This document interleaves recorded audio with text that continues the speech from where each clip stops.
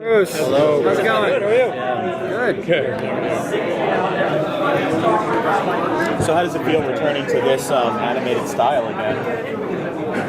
It's like putting on an old pair of pants that had sitting in the closet for 20 years. And they still fit? They still, well, all right, that was a bad analogy. You need a wash.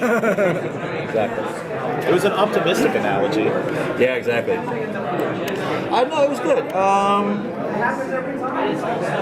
Yeah, it was. I mean, it wasn't planned. This movie was not. It didn't start out to be a Justice League Unlimited continuation. It was originally going to be a standalone. The dirty secret of these movies is that they're done on a very tight budget and very tight schedule. So we really rely on having to use our old stock characters and stock vehicles and backgrounds and things from previous productions. So it kind of limits what we can do design-wise for a movie. So we couldn't afford to come up with an all-new style for the movie. So that really meant, okay, either DCAU style or the Phil Barassa style from the New 52. Which I didn't want to do that because then it would confuse people with the New 52 movies. So that, but I could use Phil's designs from Crisis on Two Earths and Doom because they look different enough. So that was my. So we started designing the movie that way, and then in the meantime we recorded the script, and we were fortunate enough to have George and Kevin and Susan come back as Batman and Wonder Woman and Superman. And then James Tucker came to me and said, "Don't you think people are going to be confused when they see these Phil Barassa designs? And they're going to think that it's part of the New 52 universe?" And I kind of went, "Yes, they will be." So at that point, we were already like 2 weeks into designing the show.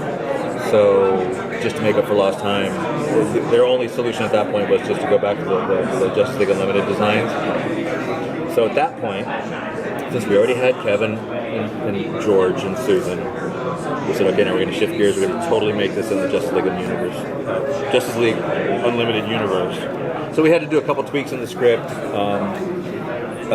which we fixed in ADR, and but that was it. I mean, it actually fit very easily in the continuity of what we had done before. So, like I said, it wasn't planned to do that, but I was happy to do it. And the more we did that, the more we leaned into it, the more fun it became for me. So, when it came to hiring the composer for the movie, it made sense to go back to the dynamic music partners and go back to that Justice League Unlimited sound. So it was all kind of like a high school reunion or something, but more fun. They did the original show, right? Yes, they sure did. Yep.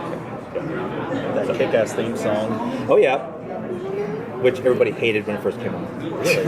Of course they did, because it was different. It had guitars in it. They were, what's this? It's very unlike the internet to be mean about something that's new. You think? Shocking. I know. Resisting new things?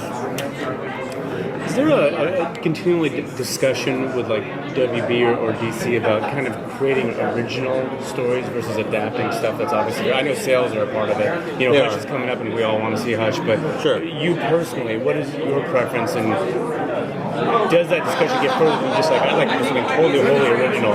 Well, this one was. I mean, this one was an original idea. I mean, it started from like nothing. It started from, okay, we have to do a Justice League story. What do we do? What haven't we done? And literally at that point, we were sitting in a room, kind of like flipping through the DC Who's Who, going, God, which villains haven't we used? And I hit the Fatal Five, and I went, oh, it's always good to have a group of villains instead of just like one major villain and a bunch of stormtroopers. So I said, I like the Fatal Five. I said, time travel, yeah, because they're from the future. Maybe something there. Thank you. So, I mean, I like doing stories from scratch.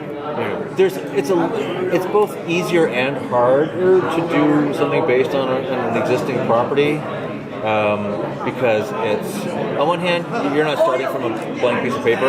You're starting from something that's hopefully really solid. But then it's like, okay, how true do you stay to it? If you change something really important, are the fans going to hate it? Or if you fix it, will the fans like it or will they not like it? So there's pluses and minuses both ways.